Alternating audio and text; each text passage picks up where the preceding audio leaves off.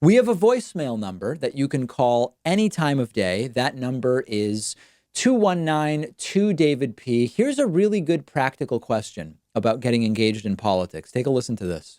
Hi, David. My name is Carlos. I've been trying to call in on the show for a while and haven't been successful, so I thought I'd leave you a message.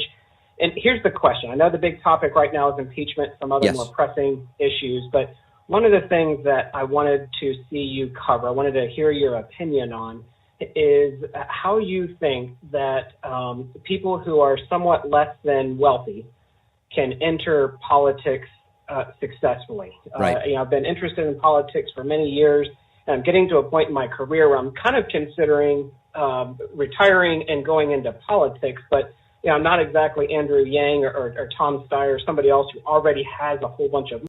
Right. Okay. Somehow they got cut off. I guess he was going to say a whole bunch of money. So here's the thing. This is a great question to be asking. What we need more people that don't come from the same 3 or 4 industries in politics. But you're right. If you are not in a financial position that is particularly strong, it's going to be very difficult to become, for example, a senator. There are places, as we know, people like AOC, who without a lot of money have become elected members of the House of Representatives, but that is also difficult. The best thing to do is to get involved at the local level. And this accomplishes a lot of things. Number one, to get on school boards, even sometimes to run for city council. I've seen people with no money get on city councils in different places.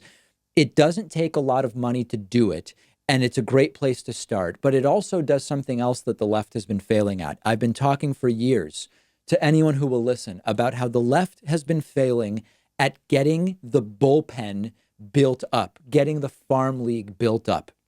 And one of the best ways to do that is by starting to get into the city councils and the school boards and all of the other things. You can influence policy, yes, on a local level, but in ways that do matter to the people in that community. Doesn't require the outsized resources that are often required to run for higher office.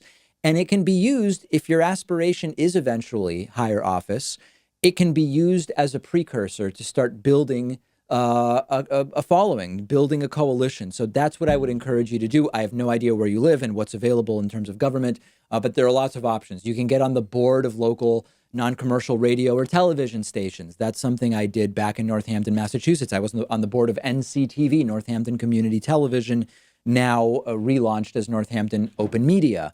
There are limitless options that require very little money. Some require no money whatsoever because these positions are just open sometimes, and you can use them to get to other positions if that's what you want. So that would be my advice. We will talk on the bonus show today about Stormy Daniels' settlement over the disastrous arrest at that Ohio strip club.